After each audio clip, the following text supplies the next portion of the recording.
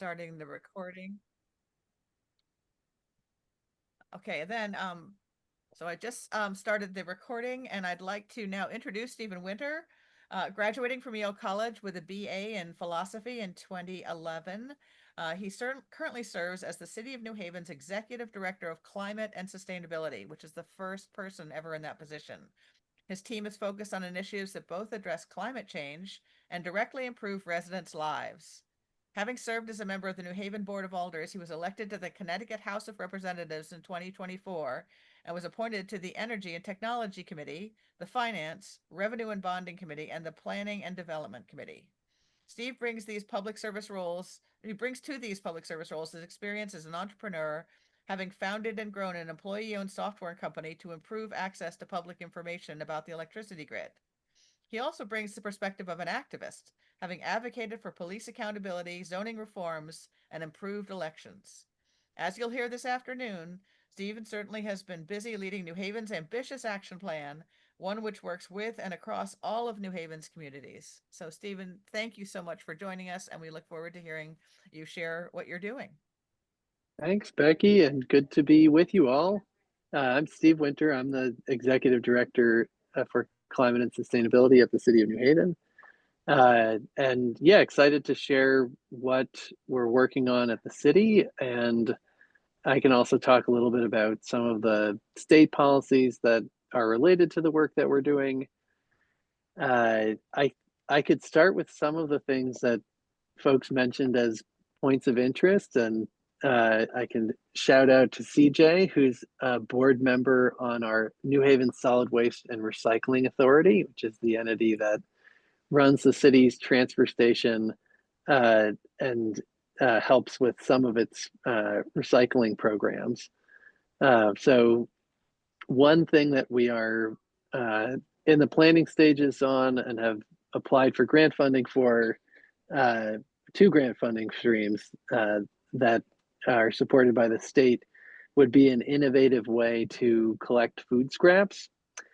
So we've received an infrastructure grant for a sorting facility at our transfer station, which would be a large, if you can imagine, a large metal structure under which there is a big conveyor belt, and garbage trucks can dump all of their bagged garbage into a pit that feeds onto the conveyor belt. And when that gets that material gets moving, someone or a machine can pull off bags that are designated as food waste bags. So this approach is very common in Europe, particularly in parts of the world that have cold climate, have real winters, because parts of the world where you have year-round vegetation growing, like California, find it much easier to do a mixed food scrap and yard waste collection, since they're doing a year-round yard waste. But places like Northern Europe have looked at this co-collection program where you are collecting organic material and refuse within the same bins and within the same trucks, but you're using color-coded bags. So what we've gotten funding for infrastructure and have applied for funding from the state to do the education and outreach in order to implement a program with standardized bags, where you could have, most places that do it have an orange or red bag for trash, and then a green bag for organics. So that's something that's in process, but folks had mentioned an interest in food waste and composting. One of the benefits is that you don't have to run a separate route. You don't have to have separate folks collecting trash. You can use your existing trucks and existing bins, but still provide a food waste collection program. And if you're successful with that, you can layer on other types of material streams. So some communities will also collect textiles or other materials in color-coded bags along with the food waste. So that's something we're very interested in. we're doing some work with food waste in our public schools. So we've gone from 4 schools collecting or separating out their food waste to 8 schools, and we'll be adding a 9th school. There's about 40 schools in New Haven, so we still have a ways to go. But we've gotten grant funding from the EPA to expand that to 20 schools. So we are excited about the prospects for continuing to teach students about food waste and recycling. And then we also have 4 drop-off bins in downtown New Haven that can be opened with a smartphone. So you download an app that allows you to unlock a bin where you can deposit your food waste. That's a great option if you're in an apartment or a building large enough that you don't have city collection and you won't be able to access this new co-collection model that we are planning to get started with. So beyond that, I mentioned the work in the schools. Recycling in schools really collapsed in New Haven during COVID, but now more than half of the schools are recycling again. And we really believe that work in schools, along with work out in neighborhoods, going at the curbside is really important in terms of changing the culture around materials management in New Haven. Some of the other big projects we're working on, the big single project we're focused on is a thermal energy network, or a networked geothermal system. And that is a ground source heat pump that's connected to a geothermal ground loop, would be like a basic geothermal system. And a thermal energy network is a shared geothermal network where you have multiple buildings connected to one thermal loop. And each of those buildings has a heat pump. You can move energy between buildings. So a building that consistently generates heat, like a data center or an ice rink, can reject heat into the loop. And in the winter, that can be used to heat buildings that need heat, whether that's an office building or a residence. We received a grant a little less than $10 million from the EPA under its Climate Pollution Reduction Grant Program. And that will fund most of the non-tax credit cost share for geothermal system. So if you come into New Haven 5 years from now at the train station, hopefully, the train station will be off of fossil fuels and it'll be using this geothermal network for heating and cooling. There's also about 2,000 units of housing planned for the lots across the street from the train station.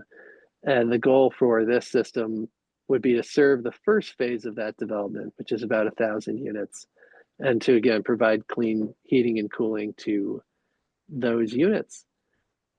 Although there was a lot of damage to clean energy in the One Big Beautiful Bill Act, geothermal is something that the Republican Party is excited about, both for electricity production and for heating and cooling with geothermal heat pumps. So the geothermal credit structure for tax credits or for municipalities receiving a direct payment from the federal government is still in place. And they actually resolved a thorny, kind of in the weeds issue having to do with property within a thermal energy network. So even though the wind and solar really got hammered in the reconciliation bill, it was generally very good for geothermal and hasn't affected the viability of this project. And I say that because the project is planning to utilize the clean energy incentives at the federal level for the part of the project that's not funded by the EPA grant. And we're planning to work with the Green Bank to provide the funding upfront for the funds that we're planning to be reimbursed by the federal government for. So that's an exciting model. And if you look at Framingham, Massachusetts, where Eversource has piloted a thermal energy network. That's a really great example of how these systems can work. There's similar developments underway in New York State, Maryland, Washington State, and so we're excited to be one of the first systems like this in Connecticut. Let's see. So our office is speaking of federal funding, our office is funded by the American Rescue Plan Act. We are using American Rescue Plan funds to ramp up home energy assessments in New Haven. So we're partnering with an energy efficiency contractor to complete energy efficiency assessments. That work really started earlier this year.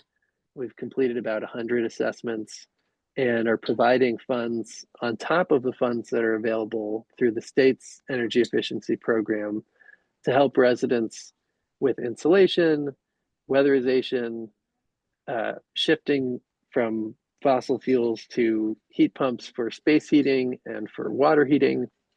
We're also helping residents with removing barriers that could prevent insulation and energy efficiency. So in New Haven's older housing stock, that's often mold, but it could also be asbestos or knob and tube electrical wiring. Those things typically hold a project up and can prevent them from accessing state funds, which are available through the electric and gas utilities. The state also had some ARPA funds available to help resolve these types of energy efficiency barriers, but they can often be expensive to remediate, and the funds are no longer available. So we're hoping that these city funds can help fill the gap there. Let's see, what else are we focused on? I can get to the question about community engagement in a minute. One thing the city's been focused on is leading by example with electric vehicles. So we're just over 50 electric vehicles now. Most of those are Chevy Bolts that are replacing light duty vehicles in the city fleet. We have had one rather challenging experience with an electric trash truck, which is currently being rebuilt because it just wasn't working the way we hoped it would. But I think in the long run, refuse vehicles are still really promising for electrification, and they are big polluters. They're typically diesel vehicles that contribute an outsized share to local air pollution issues. So we haven't given up on that yet, but it has been a challenge. We're working on regulations to increase the requirement for electric vehicle charging in new construction. So some folks like Bruce at the Hotel Marcel have been forward thinking in the amount of EV charging they provide in new developments, or the wiring or conduit that they put in to accommodate future EV charging that may not go in when the development gets its certificate of occupancy. But others aren't. And these buildings can be around for 40, 50 years. And we think that electric vehicle adoption is likely to go way, way up. And installing these charging systems after the fact, it can be 3, 4, 5 times more costly than either installing them up front or at least having the conduit or wiring or panel space available to accommodate them in the future. So we're still working on a zoning ordinance amendment to put that into place, but that's something we're excited about. The largest share of greenhouse gas emissions in Connecticut and in New Haven comes from transportation.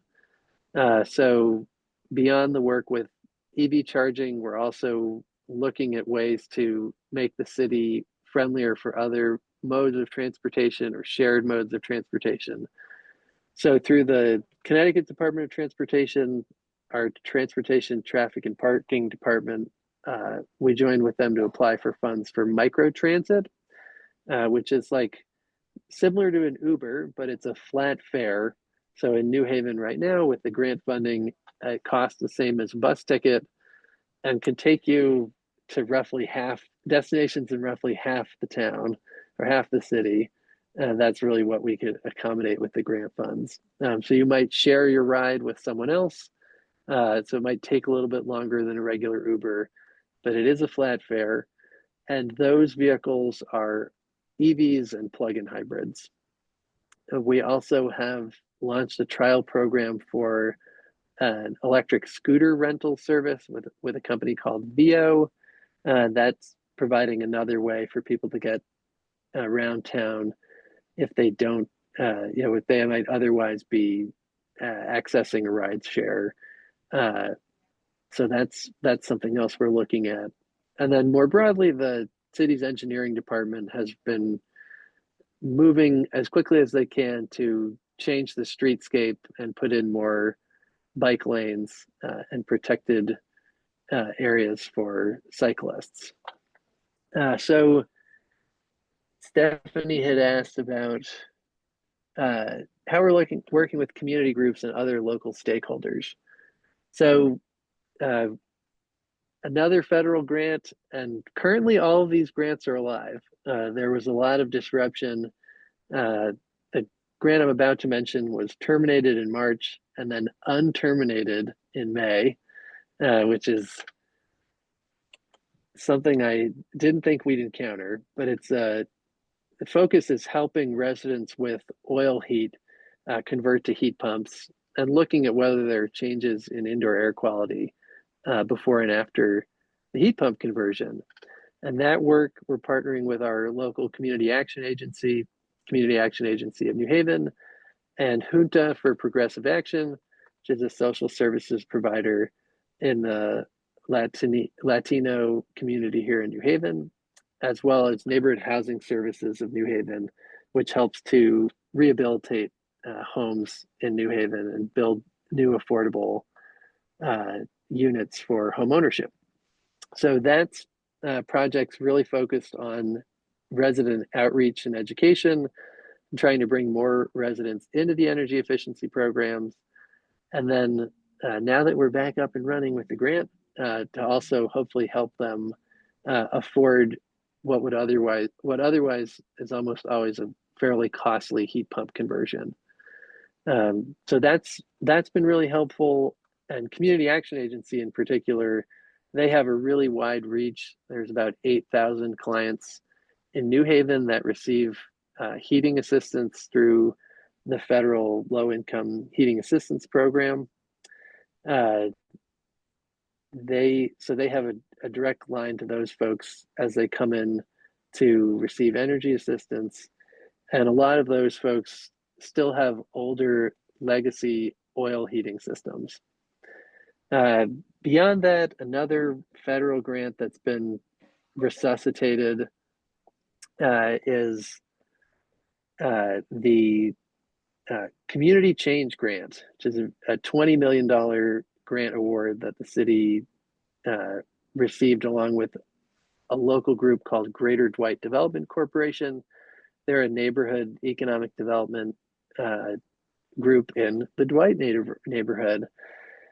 So we're still working on some of the back end administration for this grant, but the main focus would be improvements to our housing stock, trying to tackle some of the issues I mentioned with health and safety barriers to energy efficiency, looking at deep retrofits in terms of insulation, heat pumps, solar. So really taking otherwise lagging housing stock and trying to bring it up to the most energy efficient, the most energy efficiency that we can accommodate. That's a main focus, and there are 6 community development organizations that would be part of the team with Greater Dwight to help identify projects and bring folks in their neighborhoods into this process. That grant was drafted with Greater Dwight, we had several community meetings and brought folks together from around the city to come up with the plan. Beyond housing, we also look at expanding the city's bike share, putting in barriers to create new protected bike lanes within the city.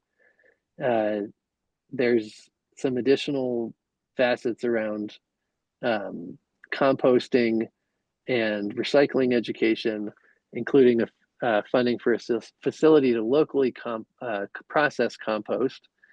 So it really is like a wish list of items that can help improve people's quality of life, but also address climate and environmental issues. Let's see. So I just look at some of the questions here. That the funding that grant will provide will not just be for the environmental initiatives themselves, but it will also allow these community development organizations to hire local staff to support outreach and engagement, and also help spread a culture of sustainability in their organizations and the neighborhoods that they work in. The organics collection currently is limited to those collection drop-off points that I mentioned, the smartphone-enabled big belly bins, but we are planning to do a co-collection program, and we've applied for grant funding to try to do a really robust outreach and education process. The sorting facility for the grant for that program will be large enough to accommodate towns outside of New Haven. What are the impediments to individuals agreeing to changing behavior? I mean, I think that's a huge challenge, right? I think any of these programs, particularly with food waste, where we're talking about changing behavior, there's a real shift that has to occur there. I think in the long run, the work that we're doing in our public school system will help with that.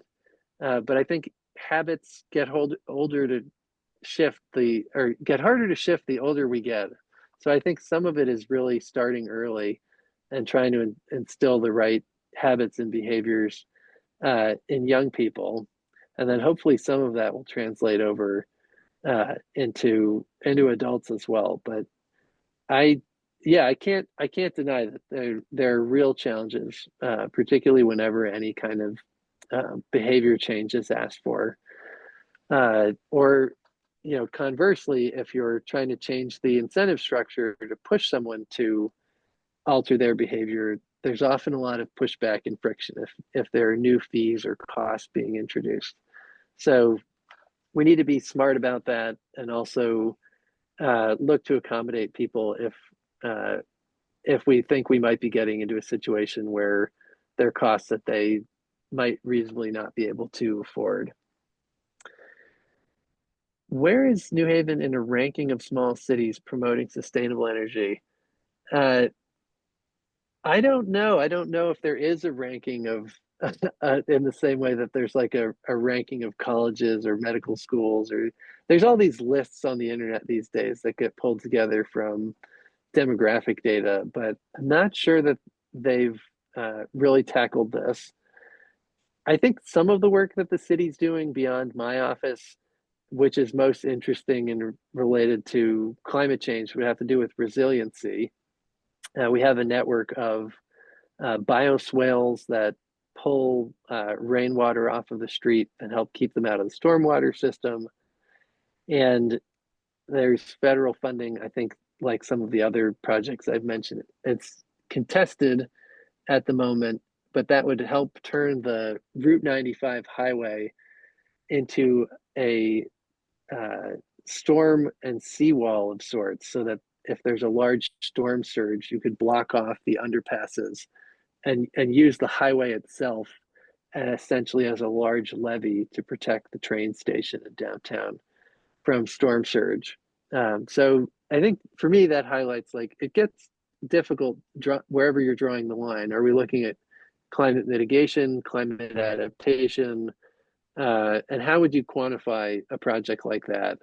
in terms of how sustainable it is. So I like to think that we do well considering the amount of staff we have. So my office is 2.5 people, but we try to leverage the work that other departments are doing and the partnerships that we have with community groups and with the challenges that New Haven faces. We have about a quarter of the residents here live in below the poverty line, and we don't have the same level of resources that a Boulder or a Berkeley or a Santa Barbara have. What are types of initiatives do you have or are looking to have at increasing heat? Well, I think somebody earlier in the call mentioned work that's going on with New Haven's tree canopy. So Yale has an affiliated nonprofit called the Urban Resources Initiative, which essentially runs the city's tree planting program. So we have a great partnership with them and worked with them on an application to the U.S. Forest Service to double the rate at which the city is planting trees. And that doubling would be primarily in neighborhoods with high poverty rates, where it's some of the lowest tree canopy and hottest parts of the city. There's additional funds in the community change mega grant that I mentioned for additional bioswales, but instead of funneling water to small garden-like areas, they would funnel water to trees so that we can expand our tree canopy in key corridors where we currently don't have much in the way of tree cover. And part of that has to do with the fact that Urban Resources Initiative has an adoption-based model where they look to have somebody agree to water the tree for 3 years. So if you don't have adopters in a certain neighborhood, the tree canopy is going to suffer. How have bike lanes and the expansion of cycling been accepted? That's an interesting question, in part because I think the city generally tries to avoid major scuffles over removing parking. So a lot of the bike lanes have gone in areas where there's additional real estate on the street itself. So if folks in New Haven know Whitney Avenue is a 4-lane road that really could be a 2 or 3 lane road. And later this year, we will begin a major street redesign of Whitney Avenue to turn it into 1 lane in each direction and a middle turn lane. And that 4th lane that will be freed up will provide a 2-way cycle track for bikes that will be protected. And we won't really lose much in the way of parking. Maybe an exception to that would be there is a cycle track going up Edgewood Avenue. So folks know where Pearson College is. That's where Edgewood Avenue terminates. And it runs all the way up to Westville on the west edge of town. And there was some parking that had to be removed to make way for that. The benefit is that you have a completely separated 2-way cycle track going all the way to the edge of town. That's one of the corridors we plan to put in a physical barrier. Currently, it's just painted as part of the community change grant. Is there resistance to bike lanes? Kind of talked about that, or e-bikes? I think e-bikes have been generally welcomed in New Haven. They're very popular. I see more and more of them every day. And e-scooters, I think the jury is still out. We launched the e-scooter program I mentioned, and I think some people really like it, but others feel like there's designated parking areas for them, but they don't always make it into them. So we have some of the standard scooter challenges around parking and use on the sidewalks. What is the relationship between New Haven's Office of Sustainability and Yale? Well, that's a good question. Yale's been really helpful in our early stages with the geothermal project because they're making a huge investment on the science campus and geothermal system which in some respects is similar to the work we're doing, but on a larger and more complex scale, given the heating and cooling loads of their lab buildings. So we've been able to get some pointers from them as we put together the grant application for the geothermal project, and a little bit as we've gotten up and running. We beyond that, we haven't had a huge amount of overlap with Yale, but I think geothermal could be an opportunity for collaborating.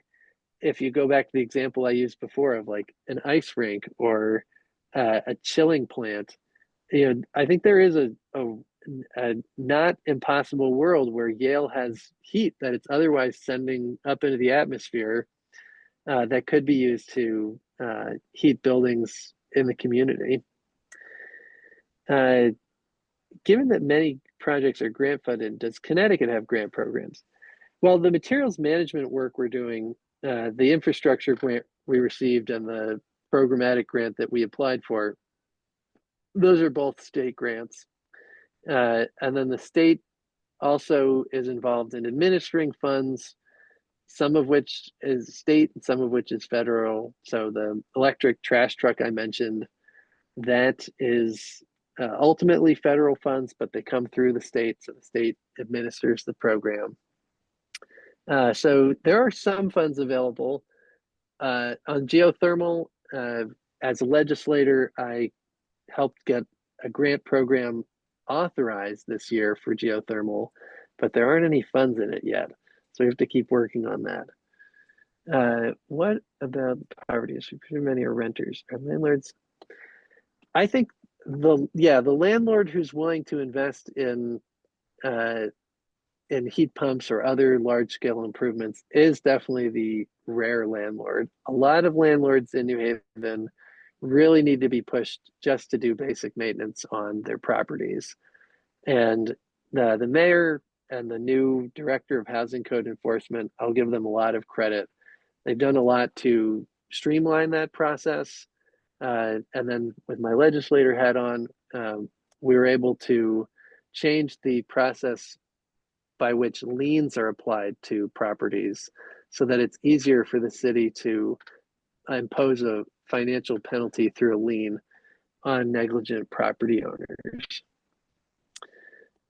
What is your opinion about the amount and quality of environmental legislation that got passed in session in Connecticut? I think this legislative session in Connecticut, we did well in setting new goals, which can, through rulemaking, bend the curve. So, for example, the state increased its long-term greenhouse gas emissions reduction goal for 2050 from 80% reduction to 100% reduction. And at the same time, we didn't really authorize much in terms of new resources to do that. But if you look at our Public Utility Commission, the Public Utility Regulatory Authority, they can factor those goals into some of their decision making. And so this week they issued a draft decision about the need to provide more resources for heavy and medium duty vehicles like the trash truck I mentioned, to shift them to electric vehicles, and the need for charging infrastructure. And so some of that was tied into the goals that were set. At the same time, a lot of these issues do really come down to resources, and we won't be able to get there just by setting long-term goals. I think that a lot of the back and forth in the legislature this year was around energy, and a lot of the focus was on the cost of energy. The setback there was on electric vehicle charging. So the state agreed to cap the amount of resources available for electric vehicle charging programs. So I think it shows you some of the tension in providing these long-term goals, but not necessarily providing the resources to get you there, at least in the near term. The Public Utility Commission, those funds would be coming out of a ratepayer charge.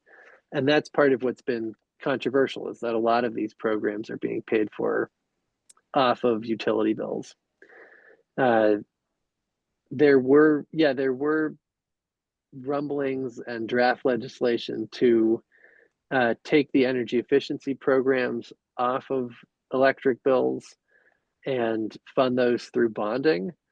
Uh, I think on a theoretical basis, that's a good thing, right? Because bonding, those funds are being drawn from tax base, which includes, which is, there's progressive taxation, at least some form of it in Connecticut. So it's more equitable if you can do it that way.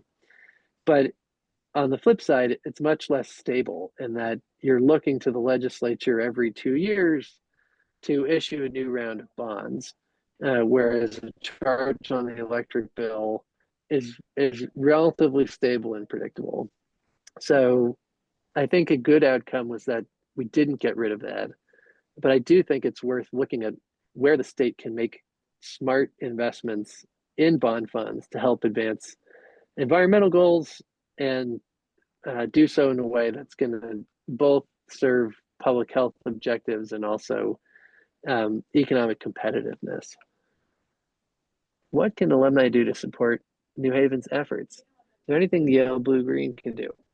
Well, uh, I think looking, thinking, encouraging the university to think about other models for collaboration. Like I mentioned, maybe there's an opportunity with geothermal, given that the federal incentives will remain in place, for Yale and the city to collaborate on a geothermal project that extends beyond the boundaries of campus.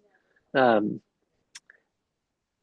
I don't know. I don't know if there's much that Yale Blue Green can do um, beyond encouraging the university to take a look at that. I do think uh, we might have a step ahead of the university when it comes to fleet electrification.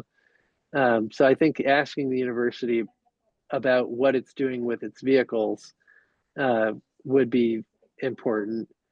And we may also have a step ahead of them with solar energy development. So we're working on a project to put solar on our landfill and a couple of school parking lots. There's construction right now on school solar parking canopies. So I think, holding Yale accountable. And to be honest, I don't know exactly where they stand. I do know I haven't seen any solar parking canopies. So I think encouraging the university to be a collaborator and uh, asking them what they're doing with things like renewable energy and electric vehicles beyond all the good work that they're doing with geothermal. We have applied for electric school bus funding. We were waitlisted on the last round, and I don't know what will happen with the current round. They said they were going to issue awards, I think, in May, and I have no idea. It's an EPA program. I have no idea if it will survive or not. Would having the university increase electric vehicles help the city EVs? I don't.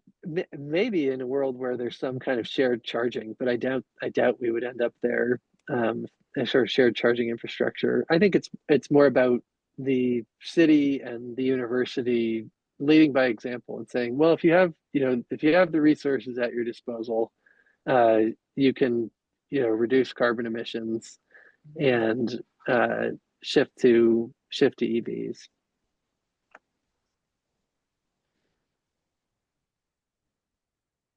All right. I think, in fact, That was amazing. it's almost 5 o'clock. We're kind of running out of time. Are there any last thoughts that you would give us as an alumni group and maybe for our personal communities that we can borrow from what you've done? What would be the 1, 2, or 3 things that you would encourage us to take back to our towns, our communities? Well, I think in your own communities, taking a look at geothermal, right? Like the earth is beneath our feet everywhere we go. The incentives will be around till 2034. Uh, it's a long, but not super long as governments go time horizon. So if if even President Trump and the Republicans are enthusiastic about it, we should all be taking another look at it, because the federal government's continuing to commit resources to it. So it's like a rare bipartisan clean energy opportunity. And then, yeah, in your own personal lives, the electric vehicle tax credit expires at the end of September. The residential geothermal tax credit at the end of the year. I think solar as well at the end of the year. So if anybody's been like putting off those types of purchases, like take another look at it. Maybe now's the time to do it. And then I think my experience with local government as a council person or an alder person, a handful of people who get organized can exert a lot of pressure if you live in a small or medium-sized community.